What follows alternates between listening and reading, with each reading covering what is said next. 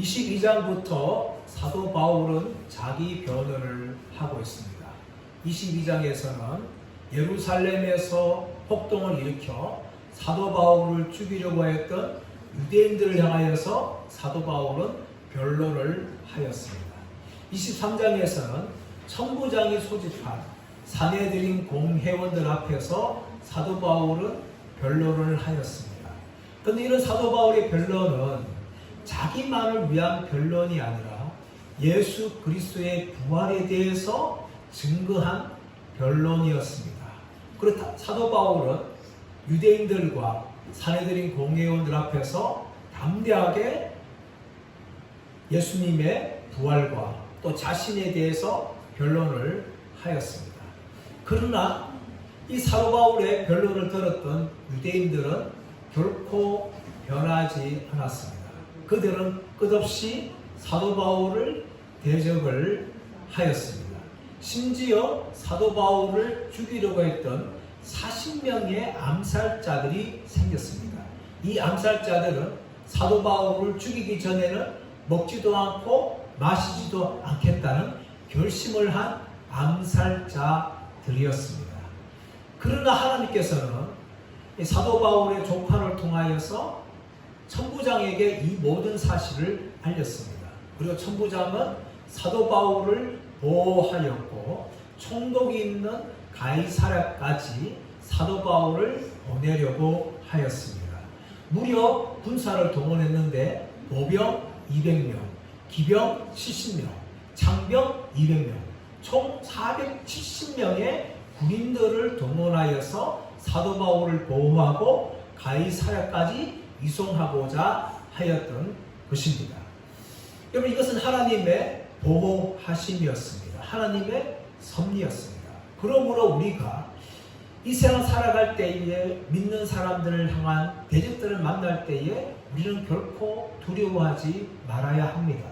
세상은 결코 지금까지 그리스도를 향하여서 호의적인 적이 없습니다. 예수 믿는 사람들 향해서 끊임없이 대적하고 반대하며 비방하는 것이 세상의 모습입니다. 그러나 하나님께서는 우리를 위로하시고 우리를 격려해 주십니다. 사도 바울도 마찬가지였습니다. 사도 바울이 고린도에서 자신을 비방하는 유대인들을 인하여서 힘들어할 때에 예수님께서는 사도 바울을 격려하였습니다. 두려워하지 말고 침묵하지 말고 말하라. 내가 너와 함께 있음에 어떤 사람도 너를 대적하여 해롭게 할 자가 없을 것이니 이는 이 성중에 내 백성이 많음이라 라고 말씀하셨습니다. 그리고 23장에서도 예수님께서 바울께서 말씀하시는데 담대하라. 내가 예루살렘에서 나의 일을 증언한 것 같이 로마에서도 증언하여야 하리라 라고 예수님께서 사도 바울을 격려하십니다. 사람 여러분, 우리가 믿음의 길을 걸어갈 때에 때로는 우리의 믿음을 향하여 대적하고 비방하는 사람들을 만날 수가 있습니다. 그러나 그런 사람 만나더라도 우리는 결코 두려워하지 않기를 축복합니다. 담대하기를 원합니다. 오늘 본문에서 사도 바울이 얼마나 담대하게 또 자신을 변론하는 모습을 우리가 볼 수가 있습니다. 오늘 1장부터 24장 1절부터 27절까지는 두 가지 부분으로 나누어졌습니다. 1절부터 23절에서는 총독 앞에서 자신을 변론하는 사도 바울의 모습을 볼 수가 있고 24절 27절에서는 총독 앞에서 담대하게 복음을 증거하는 사도 바울의 모습을 우리에게 보여주고 있습니다. 1절 말씀 보겠습니다. 1절 말씀 시작. 닷새 후에 대제사장 아나니아가 어떤 장로들과 한 변호사 드둘로와 함께 내려와서 총독 앞에서 바울을 고발하니라. 닷새 후에 사도 바울이 이제 가이사랴에 도착했습니다. 도착했는데 닷새 후에 대제사장 아나니아가 장로들과 함께 또 어떤 변호사인 더둘로와 함께 이 가이사랴에 내려와서 총독 앞에서 사도 바울을 고발을 하는 겁니다.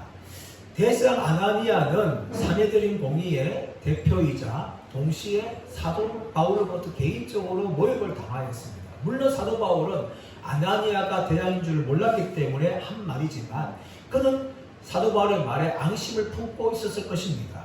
그러므로 가이사랴까지 내려와서 사도 바울을 고발을 하는데 혼자 온 것이 아니라 장로들과 함께 왔다는 거죠. 이 장로들은 누굽니까? 사내들인 공의의 회원들입니다. 그리고 더 나아가서는 변호사 더둘로라는 사람과 함께 왔습니다. 법률적으로 재판하기 위해서 전문가가 필요하기 때문에 변호사인 더둘로를 데리고 함께 내려와서 사도 바울을 고발을 하고 있습니다. 2절부터 이제 더둘로가 사도 바울을 고발하는 내용인데 2절 3절 말씀 보십시오. 2절 3절 시작. 바울을 부르매 더둘로가 고발하여 이르되 벨릭스 각하여 우리가 당신을 힘입어 태평을 누리고 또 이 민족이 당신의 성변으로 말미암아 여러 가지로 개선된 것을 우리가 어느 모양으로나 어느 곳에서나 크게 감사하나이다 라고 이야기합니다. 여러분 벨릭스 각하, 이 벨릭스는 유대 총독입니다. 로마 군대의 유대 총독이 바로 이 벨릭스라는 사람입니다. 더둘로는 재판하면서 벨릭스를 향하여서 총독이기 때문에 벨릭스 각하여라고 부르면서 무슨 말을 하고 있는가 하면 우리가 당신을 힘입어서 태평을 누리고 또 이 민족이 당신의 성전으로 말미암아 여러 가지 개선된 것을 우리가 어느 모양이나 어느 곳에서나 크게 감사하이다 라고 이야기합니다. 이것은요 단순한 인사말 정도가 아니라 재판을 앞두고 벨릭스에게 잘 보이기 위해서 보이는 아주 큰 아첨과 아부입니다. 실제로 벨릭스는요 유대 땅에 일어난 폭동을 어느 정도 잠재시켰고 암살자들을 저지하였고 애굽인이 일으킨 폭동을 진압하였어요. 그래서 어느 정도는 이 사실이 맞습니다. 하지만 이런 과정 속에서 너무 심하게 진압하는 말미암아 불미스러운 일이 많이 일어났습니다. 그뿐만 아니라 어떤 도적대들은 진압을 하면서 어떤 도적대들은 내부를 받고 그들을 봐주는 일이 종종 발생했어요. 그래서 유대인들은 이제 불만을 품고 나중에 네로에게 이어서 고발하고 벨릭스 총독은 6년 만에 총독직에서 내려오는 일이 발생을 합니다. 여기에 대해서 로마 역사가인 타키투스는 벨릭스에 대해서 이렇게 이야기합니다. 그는 노예의 심정을 가지면서 왕의 권력을 행사했다 하면서 부정적으로 이 벨릭스에서 평가를 하였어요. 이런 걸 볼 때에 이 더둘로의 말은 굉장히 재판을 앞두고 크게 아부하는 내용이라는 것을 우리가 알 수가 있습니다. 그리고 더 나아가서 4절 말씀 가보시면 당신을 더 괴롭게 아니하려 하여 우리가 대강 여짜옵나니 반영하여 들으시기를 원하옵나이다. 이 말은 자기가 재판을 하는데 혹시라도 길어질 줄 모르니까 혹시 길어진다 할지라도 잘 봐달라 라는 말을 가지고 하고 있는 거죠. 그리고 5절에서 8절 말씀 보시면 이 더둘로가 사도 바울을 고발하는 내용이 나오고 있습니다. 크게 세 가지가 나오는데 먼저 5절 말씀 보겠습니다. 5절 말씀 시작. 우리가 보니 이 사람은 전염병 같은 자라 천하에 흩어진 유대인을 다 소유하게 하는 자요 나사렛 이단의 우두머리라. 5절에는 두 가지가 나오고 있는데 하나는 무엇인가 하면 사도 바울 향하여서 전염병 같은 자다. 왜 전염병 같은 자인가 하면 천하에 흩어진 유대인들을 다 소유하게 하는 자다. 그렇기 때문에 전염병 같다라고 이야기합니다. 전염병이 뭡니까? 한 번 돌면 많은 사람들의 병이 퍼지는 것이 전염병이에요. 근데 전염병 같은 자는 이 말은 무슨 말인가 하면 이 사람은 아주 골치 아픈 인간입니다 라는 말이에요. 왜 골치 아픈 인간인가 하면 로마 제국은 세계를 다스리지 않습니까? 그런데 그 나라 보면은 로마 제국에서 불만을 이렇게 폭동이 일어나게 되었어요. 근데 이 폭동은요 로마 제국에 굉장히 위험한 것이에요. 그래서 로마 제국은 이 폭동을 일으킨 자들에서 아주 엄격하게 다루었고 심지어 십자가에 못 박아 죽이기까지 하였던 것이 폭동이라는 죄입니다. 그래서 이 더둘로는 무슨 말을 하고 있는가 하면 이 사도 바울은 로마 제국에 있는 유대인들을 충동하여서 폭동을 일으키게 한 자입니다 라고 정치적으로 고발을 하는 거지요. 사실은 사도 바울은 유대인들을 충동하여서 폭동을 일으킨 적이 한 번도 없습니다. 유대인 스스로 사도 바울을 대적하기 위해서 폭동을 일으킨 것이지 사도 바울은 유대인들을 충동한 적이 한 번도 없는데 이렇게 정치적으로 모함을 하는 거죠. 두 번째는 무엇인가 하면 5절 하반절 말씀 가보시면 나사렛 이단의 우두머리다. 나사렛 이단의 우두머리다.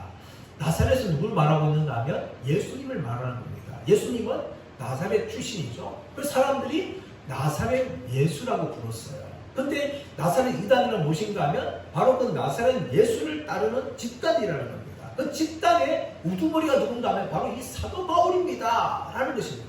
근데 이런 고발은요 굉장히 위험한 고발이에요. 왜냐하면 예수님께서 어떻게 죽으셨는가 하면 유대인의 왕이라는 제목으로 십자가에 못 박혔어요. 로마의 왕이 있는데 예수님을 유대인의 왕이라면서 빌라도를 겁박하고 빌라도는 그 죄 때문에 예수를 십자가에 못 박기 때문에 나사렛 예수는 로마 제국의 굉장히 위험한 인물이라는 거예요. 정치적으로.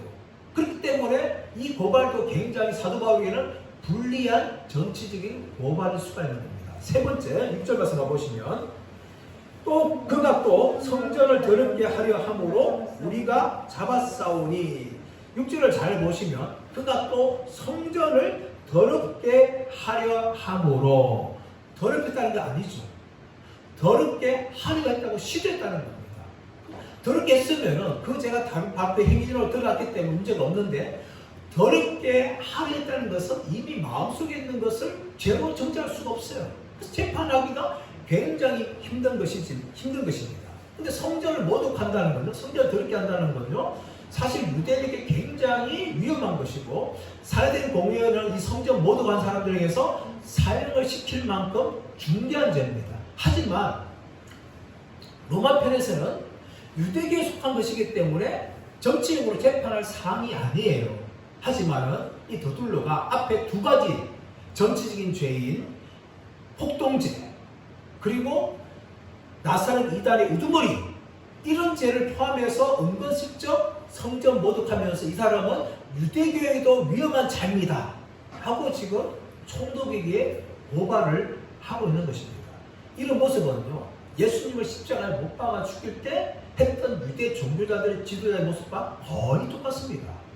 처음에 그들은 예수님을 신성 모독자 그리고 안식일을 어기는 자 이런 유대교를 위반한 자에 대한 종교적인 재판을 하였어요. 하지만 이 종교 재판을 가지고는 예수님 죽일 수 없으니까 어떻게 합니까? 빌라도에 데려가면서 이 사람이 자칭 유대인 왕이라 말했다 라고 얘기하면서 정치적으로 로마의 위험한 자라는 것을 인지시켜요. 그리고 유대 백성들을 향하여서 십자가에 못 박으라 말하면서 십자가에 못 박지 않으면 가이사의 출신이 아니라면서 빌라도를 겁박하죠. 그래서 빌라도는 그들의 목소리에 굴복하여서 예수님 십자가에 못 박아 죽이는 데 내어줬습니다. 마찬가지로 이 더둘러는요 성전을 모독하려 했다 라는 죄보다 더 크게 무엇이 있는가 하면 앞에 두 가지 폭동을 늘 일으키는 자고 또 나사렛 이단의 괴수의 우두머리다 그렇게 말하면서 이 사도 바울을 고발하면서 이 사람은 로마 제국에 굉장히 위험한 자입니다. 그래서 이 사람을 사형시켜야 합니다 라는 것을 지금 총독 벨리스를 향하여서 고발을 하고 있는 것입니다. 이것이 더둘러의 고발인데 이렇게 고발하니까 9절 말씀 가보니까 유대인들도 이에 참가하여 이 말이 옳다 주장하니라. 함께 참석했던 이 살해된 공회원도 더둘러의 말을 도우면서 맞다 이 사람은 다 맞습니다 하면서 더둘러를 지지하고 있는 것입니다. 이렇게 볼 때 지금 사도 바울에게는 굉장히 지금 불리하게 돌아가고 있죠. 그래서 사도 바울이 어떻게 합니까? 10절에서 이제 자신이 스스로 나가서 변호를 해야 합니다. 자, 10절 말씀 보시면 총독이 바울에게 머리를 표시하여 말하라 하니 그가 대답하되 당신이 여러 해 전부터 이 민족의 재판장 된 것을 내가 알고 내 사건에 대하여 기꺼이 변명하나이다. 이 10절 말씀은 앞에 나왔던 3절에 나오는 더둘러의 아침과 아부하고는 전혀 다른 내용이에요. 사실 그대로 말하고 있는 겁니다. 이 벨리스 총독은요 유대 총독이었기 때문에 재판장의 입장에 섰습니다. 그럼 재판장이 있는데 이 사람이 이 재임한 지 벌써 5년이 되었기 때문에 여러 해 동안 재판을 했다는 것을 사도 바울이 알고 있다는 거예요. 그래서 자기가 재판장인 벨리스 앞에서 내가 기꺼이 변명하기를 원합니다 라고 이제 자기 변호를 시작을 하고 있는 것이죠. 그 내용이 이제 11절에서 13절 먼저 나오고 있는데 11절 13절은 무엇인가 하면은 사도 바울은 결코 폭동을 일으킨 적이 없다라는 것을 변론합니다. 자, 11절에서 13절까지 우리 한번 읽어보겠습니다. 시작. 당신이 아실 수 있는 바와 같이 내가 예루살렘에 예배하러 올라간 지 그들은 내가 성전에서 누구와 변론하는 것이나 회당 또는 시중에서 무리를 소동하게 하는 것을 보지 못하였으니 이제 나를 고발하는 모든 일에 대하여 그들이 능히 당신 앞에 내세울 것이 없나이다. 사도 바울은 무엇을 말하고 있는가 하면 자신은 결코 폭동을 일으킨 적이 없는데 두 가지를 이야기합니다. 하나는 무엇인가 하면 폭동을 일으킬 만한 시간이 전혀 없다는 것이죠. 11절 말씀 가보시면 내가 예루살렘에 예배하러 올라간 지 10이틀밖에 안 되었다. 10이틀 중에서도 사실 사도 바울이 체포되어서 가르사기에 온 5일을 빼면 예루살렘에 머문 순수한 시간은 일주일밖에 되지 않아요. 멀리서 왔던 이 타지인이 어떻게 예루살렘에 와서 일주일 만에 유대인들 폭동을 일으킬 수 있는 일을 할 수 있는가? 그것은 불가능하다는 것을 이야기하죠. 더 나아가 사도 바울은 예루살렘 온 목적이 무엇인가 하면 예루살렘에서 예배하기 위해서 온 것이라고 이야기하면서 자신은 예배하러 성전에 왔는데 그 성전에서 누구와 만나서 폭동을 일으킬 만한 대화를 한 적이 없다는 것을 12절에서 이야기하고 있는 거죠. 그러면 이 폭동을 일으킨 죄에 대해서 사도 바울은 결코 나는 그 죄를 짓지 않았다는 것을 분명하게 밝히고 있는 것입니다. 두 번째로는 나사렛 이단의 우두머리이다. 여기에 대해서 이야기하고 있죠. 자, 14절 말씀, 14절 보겠습니다. 시작. 그러나 이것을 당신께 고백하리이다. 나는 그들이 이단이라는 도를 따라 조상의 하나님을 섬기고 율법과 선지자들의 글에 기록된 것을 다 믿으며 15절 그들이 기다리는 바 하나님께 향한 소망을 나도 가졌으니 곧 의인과 악인의 부활이 있으리라 함이니이다. 이 말은 무슨 말입니까? 지금 더둘러는 사도 바울 향하여서 나사렛 이단의 우두머리다 그렇게 고발을 하였어요. 하지만 사도 바울 자신은 결코 나사렛 예수님을 따르는 것이 이단이 아니고 진정한 유대교라는 것을 이야기하고 있죠. 그것이 14절 말씀 나오고 있는데 나는 그들이 이단이라고 하는 도를 따라서 조상의 하나님을 섬기고 율법과 선지자의 글에 기록된 것을 다 믿었다라고 이야기합니다. 이것은 무엇을 말하고 있는가 하면 그들이 지금 나사렛 예수를 따르는 것을 이단이라고 말하고 있는데 그것은 이단이 아니라 진정한 유대교로서 조상 때부터 있는 하나님을 섬기는 것이고 그리고 더 나아가서 율법과 선지자가 기록된 것을 다 믿는 참 유대교라는 것을 이야기합니다. 그리고 더 나아가서 15절에서는 의인과 악인의 부활을 믿는 사람들이다 라는 것을 사도 바울이 이야기하고 있는 것입니다. 세 번째는 이제 무엇을 말하고 있는가 하면 자신은 결코 이제 사도 말했던 것처럼 성전을 더럽게 한 적이 없다라는 것을 이야기합니다. 자, 17절 말씀, 17절 시작. 여러 해 만에 내가 내 민족을 구제할 것과 재물을 가지고 와서 18절 드리는 중에 내가 결례를 행하고 오인도 없고 소동도 없이 성전에 있는 것을 그들이 보았나이다. 그러나 아시아로부터 온 어떤 유대인들이 있었으니 사도 바울 세 번째로 자신이 성전을 더럽히려 하였다라는 이 성전 모독 기독질에서 기술을 당하였는데 자신은 결코 그런 의도가 없다는 것을 이야기하면서 하나는 무엇인가 하면 유대인 민족을 위해 자신이 부적금을 가져왔다. 또 하나는 무엇인가 하면 재물을 가지고 와서 내가 성전에서 결례를 행하였다. 이 성전의 결례 행한 건 무엇인가 하면 이방에서 오랫동안 살았던 사람이 예루살렘에 오게 되어지면 자신의 몸을 정결하게 하는 의식을 행하는 거예요. 그래서 성전을 행하는데 그 성전에서 내가 의식을 행할 만큼 나는 성전을 귀하게 된 사람이다 라는 것을 사도 바울이 보여주고 있는 것이죠. 그러면서 자신이 지금 첫 번째 이 죄가 뭡니까? 폭동을 일으키려고 했다. 폭동을 일으켰다. 두 번째, 나사렛 이단의 우두머리다. 세 번째, 성전을 모독하려고 했다. 이 세 가지에 대해서 자신은 결코 무지하다는 것을 사도 바울은 담대하게 변론을 하면서 만약에 자신이 죄가 있다면 자신을 기소한 사람들이 정당하게 기소해야 된다라는 것을 이야기하면서 18절 하반절 말씀 가보시면 아시아로부터 온 어떤 유대인들이 있었으니 19절 그들이 만일 나를 반대할 사건이 있으면 마땅히 당신 앞에 와서 고발하였을 것이요 라고 이야기합니다.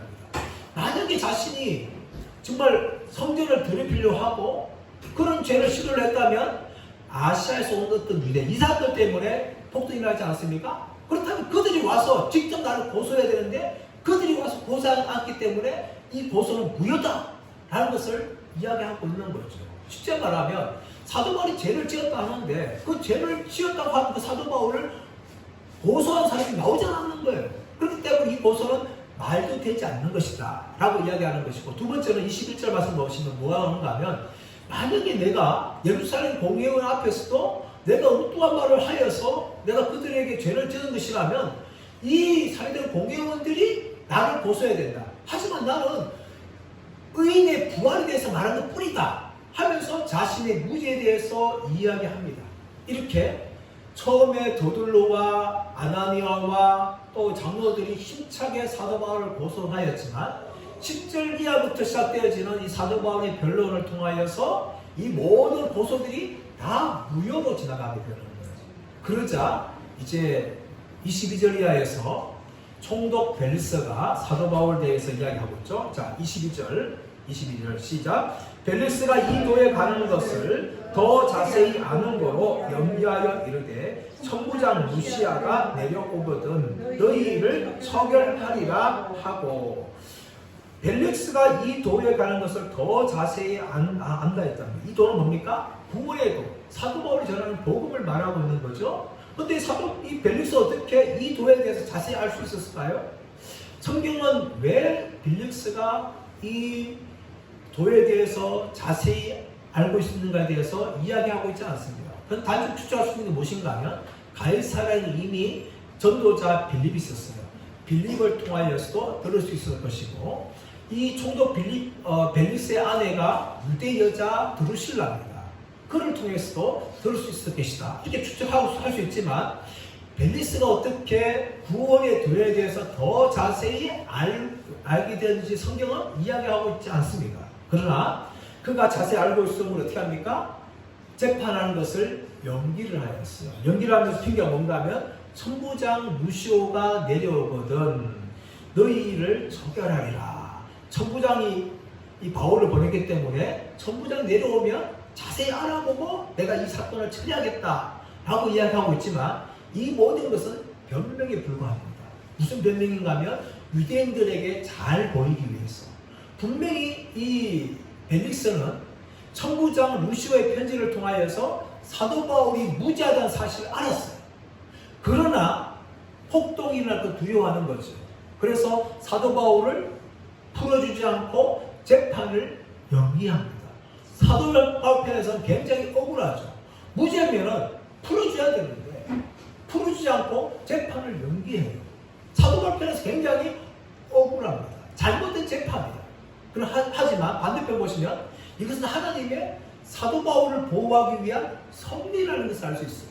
만약에 사도 바울을 무죄하다 해서 사도 바울을 풀어주면 사도 바울은 암살자 40명을 통하여서 죽임을 당할 수 있습니다. 충분히 암살자들은 사도 바울을 죽였을 거예요. 그러나 로마 군대를 통하여서 사도 바울을 끝까지 보호하는 거죠. 재판을 풀지 않고 보호하기 때문에 암살자들이 사도 바울을 죽이지 못하게 되는 겁니다. 여기에는 하나님의 이 사도 바울을 보호하시는 섭리가 있는 겁니다. 그리고 더 나아가서 벨릭스는 사도 바울의 무죄함을 알기 때문에 사도 바울에게 자유를 주죠. 자, 23절 말씀 보시면, 백부장에게 명하여 바울을 지키되 자유를 주고 그의 친구들이 그를 돌보아 주는 것을 금하지 말라 하니라. 백부장에게 바울을 지키는, 이것은 자유를 주는 겁니다. 세사들 묶는 것이 아니라 풀어주면서 그의 친구들이 와서 사도 바울을 만나고 사도 바울을 섬길 수 있는 것을 결코 금하지 말라 하면서 사도 바울에게 자유를 주는 거예요. 만약에 사도 바울이 죄인이라면 이렇게 하지 않았을 것입니다. 벨리스 사도 바울이 무죄를 알았기 때문에 사도 바울에게 자유를 주면서 사도 바울을 돌볼 수 있는 이 기회를 주는 거죠. 이처럼 사도 바울은 벨리스 앞에서도 담대하게 자신을 변론하였습니다. 자신이 폭동을 일으킨 적이 없으며 자신은 나사렛 이단의 우두머리가 아니고 진정한 유대교를 따르는 사람이라는 것을 이야기하며, 더 나아가서는 사도 바울은 결코 성전을 모독한 적이 없다는 것을 사도 바울은 담대하게 변론을 합니다. 사랑 여러분, 우리가 예수를 믿다 보면은 원치 않게 안 믿는 자들로부터 모함을 당하고 욕을 먹을 때가 있습니다. 그때 여러분 결코 두려워하지 마시고 담대하시기를 바랍니다. 또 성령의 지혜를 구하시길 바랍니다. 그래서 그들이 말할 때에 성령께 주시는 말을 통하여서 그들에게 담대하게 예수님을 증언하는 우리 모두가 되시기를 예수님의 축복합니다. 이어지는 24절부터 27절에서는 이제 총독 벨리스 앞에서 담대하게 복음을 증거하는 사도 바울의 모습을 볼 수가 있습니다. 자, 24절 말씀 보겠습니다. 시작. 수일 후에 벨리스가 그의 안에 유대 여자 드루실라와 함께 와서 바울을 불러 그리스도 율법을 믿는 도를 듣거늘. 수일 후에, 재판이 끝난 후에 벨릭스가 혼자 찾아온 것이 아니라 그의 안에 유대 여자 드루실라와 함께 사도 바울을 찾아와서 사도 바울이 전하는 구원의 복음을 들었습니다. 이런 총독 벨리스가 이 총독의 자리까지 올라가기 위해서는 두 가지 배경이 있었어요. 하나는 정치적인 배경인데, 집안 배경인데, 그의 팔라스라는 사람이 있는데 이 팔라스는 글라우디오와 황제 때에 신하가 되었어요. 신하가 되었기 때문에 동생의 뒤를 봐준 거예요. 그래서 이 동생인 이 벨리스가 유대 총독 자리까지 올라간 겁니다. 또 하나는 무엇인가 하면 이 정략 결혼을 통해서 이 높은 자리에 올라갔는데 이 벨리스의 첫 번째 아내는 누군가 하면은 안토니우스와 이집트의 왕비 클레오파트라의 손녀와 결혼했어요. 정치적으로 배경이 있는 여자를 만난 거죠. 또 세 번째 여자가 누군가 하면 바로 이 유대 여자 드루실라인데 이 드루실라는 헤롯 아그리파 1세의 딸이자 헤롯 아그리파 2세의 여동생이었어요. 이 헤롯 땅, 이스라엘 땅의 정치 배경을 가지고 있는 여자인 드루실라와 결혼함을 통하여서 이 총독 벨리스는 유대 총독이라는 자리까지 올라간 거죠. 이처럼 수단과 방법을 동원하여서 총독의 자리까지 올라갔는데 이 총독 벨리스가 자신의 아내와 함께 사도 바울을 찾아와서 구원의 복음을 들었어요. 그런데 그 사도 바울은 이 총독 벨리스와 드루실라에게 무엇을 전합니까? 25절 말씀 읽어보겠습니다. 시작. 바울이 의와 절제와 장차오는 심판을 강론하니 벨리스가 두려워하여 대답하되 지금은 가라. 내가 틈이 있으면 너를 부르리라 하고 바울이 구원 없는 복음을 전하면서 무엇을 전하는가 하면 의와 절제와 장차 오는 심판을 강론하였습니다. 이 의라는 것은 예수 믿으면 구원받습니다. 예수 믿으면 어려움받습니다. 칭의를 말하는 것보다는 무엇을 말하는가 하면 예수 믿는 자로서 그려야 될 의로운 삶에 대해서 이야기합니다. 왜냐하면 총독 벨리스는 이 총독의 자리까지 올라가기 위해서는 수단과 방법을 가리지 않은 사람이었습니다. 그뿐만 아니라 뇌물을 많이 받았어요. 그래서 유대인들에게 원망을 살 정도로 이 총독 벨리스는 정치적으로 어렵지 못한 사람이었어요. 이런 벨리스를 향하여서 사도 바울은 의에 대해서 강론하였습니다. 두 번째는 절제에 대해 강론했는데 이 절제는 무엇인가 하면 무엇보다 육체적인 정욕에 대한 절제를 말합니다. 총독 벨리스는 이 세 번째 아내, 자신의 아내 이 드루실라를 만나기 위해서 어떤 방법을 동원하고 있는가 하면 마술사를 돈을 주고 삽니다. 그리고 마술사를 통해서 이 드루실라에게 접근해가지고 드루실라에게 겁을 주는 거예요. 네가 지금 남편을 버리고 벨리스와 결혼해야 인생이 행복해진다 하면서 마술사가 겁을 주는 거예요. 그러자 이 드루실라는 마술사 말을 따라서 자신 남편을 버리고 벨리스와 함께 결혼합니다. 그때 나이가 20살이었어요. 이 20살의 어린 여자가 남편을 쉽게 버리고 현실적으로 권력을 가지고 있는 벨리스를 선택하고 그와 결혼한 겁니다. 벨리스 사람은 부정하고 불법적인 사람인 동시에 정욕적인 사람이었어요. 이 벨리스를 향하여 사도 바울은 절제에 대해서 이렇게 강론한 것입니다. 세 번째는 장차 오는 심판에 대해서 강론을 하였습니다.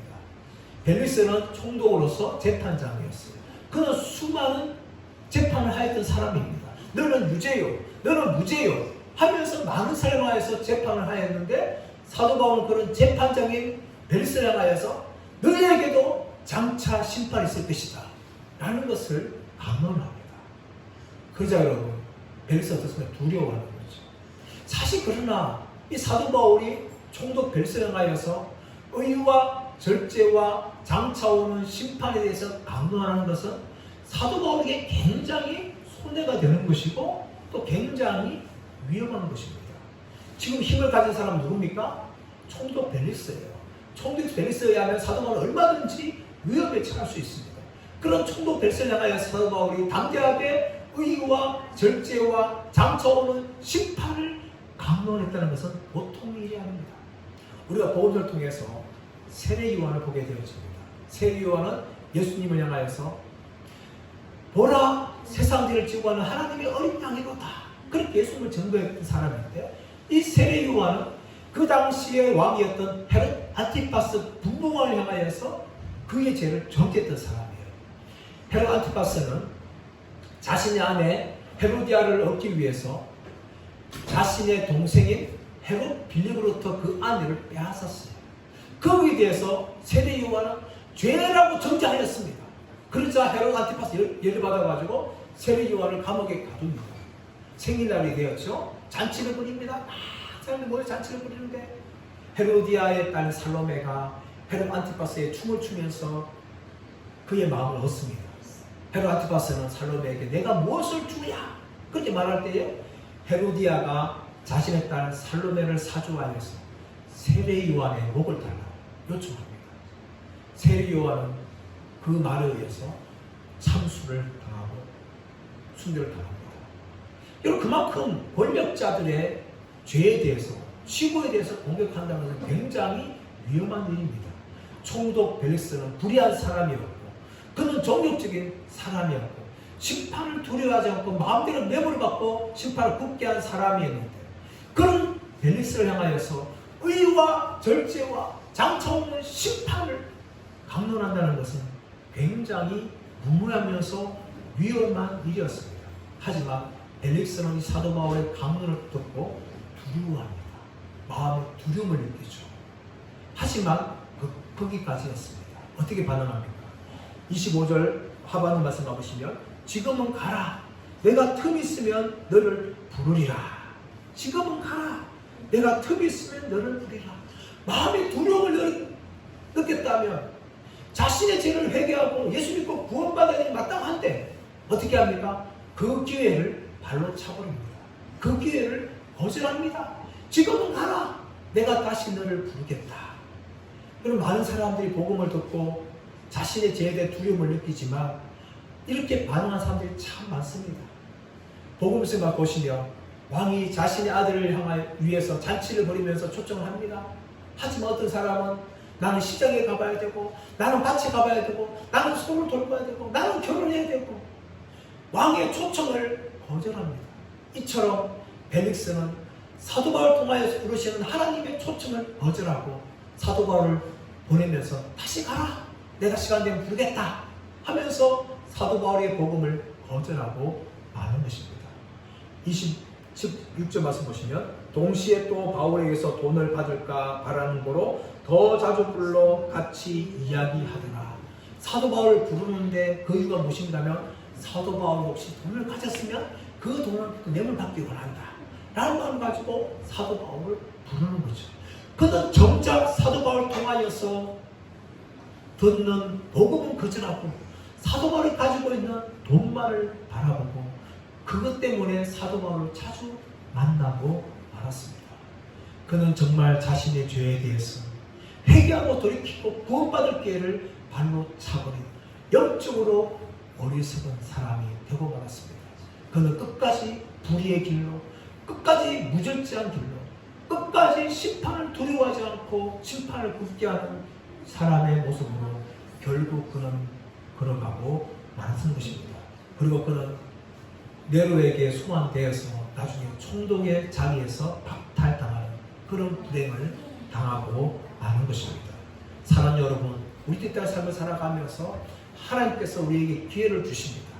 복음을 듣고 구원받을 기회를 주시고 또 우리가 말씀을 듣고 우리의 죄를 회개할 기회를 주십니다.